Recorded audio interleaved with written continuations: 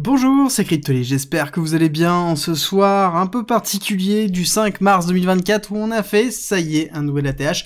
On est ressorti de cette période de bear market longue et douloureuse, 2022-2023, et encore 2023, on va pas considérer ça comme un bear market, on va plutôt considérer ça comme un pré-bull run.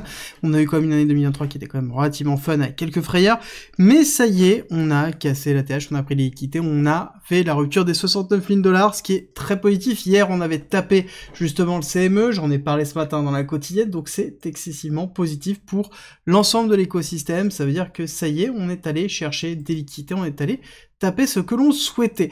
Alors là-dessus, on a eu forcément une réaction qui était assez agressive, plutôt classique, hein. Déjà sur la prise de liquidité du CME, on voit qu'on avait fait moins 5%, d'accord? Donc c'était juste le CME. CME, c'est Chicago Mercantile Exchange, c'est le bureau des échanges institutionnels pour les futurs, d'accord? Donc sur les futurs, on avait pris de la liquidité et donc réaction baissière très forte. Là, sur le spot, on va prendre la liquidité et sur cette prise de liquidité, on fait du coup une bougie baissière qui, au moment où je vous parle, le plus bas était de combien 8,4, donc qui est plutôt classique, dans lequel on a atteint le 0,618, niveau de retracement classique aussi, de cette dernière impulsion haussière que l'on a connue au niveau de la prise de l'ATH. Alors, est-ce que c'est normal d'avoir une réaction baissière dessus?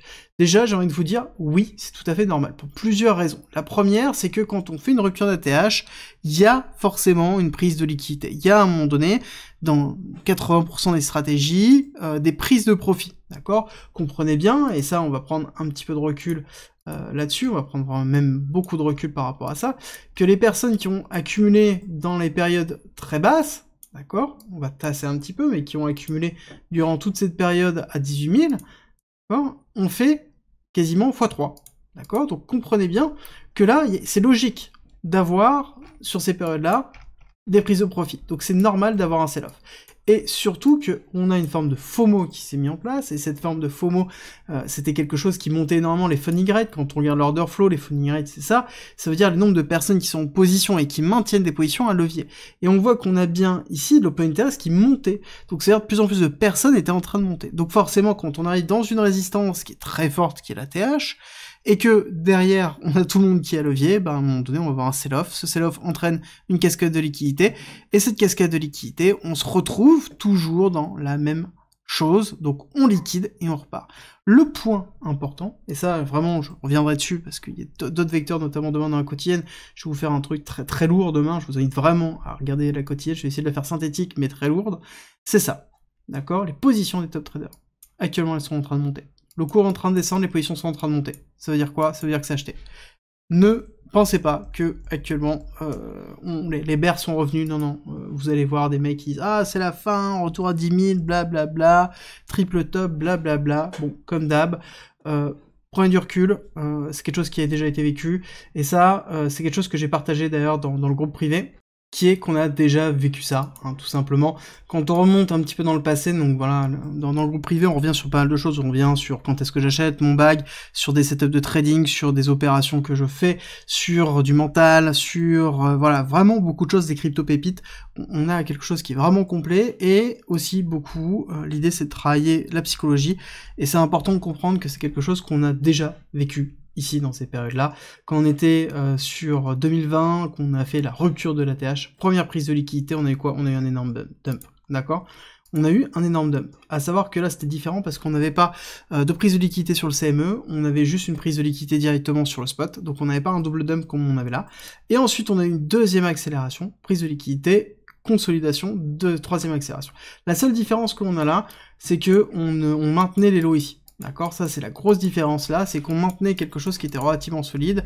Là actuellement c'est pas le cas, donc on a quelque chose qui est un petit peu plus faible, mais ce qui est en même temps normal. Et ça j'ai pas encore les statistiques, mais on le verra vraiment dans la quotidienne de demain. C'est sûr et certain qu'on a un Grayscale Capital qui est en train de dump, vraiment très fortement. On le verra, mais c'est plutôt classique, on a de la prise de liquidité, je pense qu'on a même peut-être, allez, je parie sur 800 millions, 850 millions de ventes, voire même peut-être 1 milliard de ventes. Allez, juste en dessous de 1 milliard de ventes au niveau de GBTC, on verra ça demain, mais je pense que là, il faut bien comprendre que c'est classique en termes de respiration. Pour moi, on touche le 618, l'autre niveau clé, il est ici 786, on a une petite imbalance qui se trouve là, qui n'a pas été retouchée en 1 heure, donc on pourra avoir un setup qui sera intéressant dans les alentours de 62 000 $. La liquidité, grosse liquidité, 60 000, les supports à prendre en considération, c'est 55. Si on prend un petit peu de recul justement, on a 618 sur tout le mouvement haussier ici qui correspond à ma zone de retest dans les 58, et on a les 55 dans lequel on a 786. Donc on a tout en fait, on a plusieurs zones de convergence, mais en fait ça importe assez peu, parce que on est en train de retracer quoi? On est en train de retracer un ATH, on a 8% de retracement, c'est normal, on a eu beaucoup de liquidités, beaucoup de FOMO, une grosse accélération, beaucoup de personnes ne s'y attendaient pas, on a le halving qui est en train de se mettre en place, on a beaucoup de choses qui nous montrent que tout simplement on est dans une phase de respiration. Et que quelque chose que peu ont vu, c'est que le SP500 est en train ici de retracer. Et c'est normal, SP500 on va retester les 5000, pour plusieurs raisons, on a des chiffres qui sont pas forcément positifs, mais somme toute c'est quelque chose qui est normal. Et quand on a des ETF, je vous ai expliqué dans la vidéo de samedi, quand on a des ETF, ça veut dire qu'on commence à augmenter le niveau d'interconnexion entre Bitcoin et justement la finance traditionnelle et l'économie traditionnelle. Et c'est là où ça va être vraiment très intéressant, c'est qu'il va falloir analyser les deux pour mixer justement. Et avant, on avait quelque chose qui était dans des phases d'hyperspéculation très corrélées, et là, on va rentrer dans quelque chose qui va être beaucoup plus corrélé continuellement, et c'est ce qui va être aussi intéressant. Donc c'est normal d'avoir cette respiration, c'est normal d'avoir ça. Encore une fois, n'ayez pas peur, les symptômes, les signes vraiment d'un crash, on en est très loin, on aura le temps de réagir dans tous les cas, donc prenez du recul par rapport à ça. On a plein d'éléments qui nous disent que dans tous les cas, si jamais on avait un crash, on a des zones de retest qui sont ici, on a un imbalance, deux imbalances, on a beaucoup d'éléments qui nous disent que, bon, bah, dans tous les cas, on est plus dans une forme de structuration, de travail d'une résistance. Personnellement, je suis pas du tout inquiété, je serai inquiété à partir du moment où on commencera à casser certains niveaux clés. On en parlera certainement demain dans la quotidienne. J'espère que cette vidéo supplémentaire vous a plu. Si c'est le cas, n'oubliez pas de liker, partager, surtout partagez et abonnez-vous. Ça aide beaucoup la chaîne, ça me fait surtout très plaisir. On a dépassé les 40 000 et justement, merci infiniment pour tout ça. Prochain objectif, les 45 000, puis les 50 000. Et grâce à vous, encore une fois, tout ça. Donc n'hésitez pas à partager, liker, commenter, à vous abonner si c'est pas déjà fait. Merci encore pour tout ce voyage qu'on fait ensemble, et c'est avec plaisir que je vous retrouve demain matin pour une quotidienne.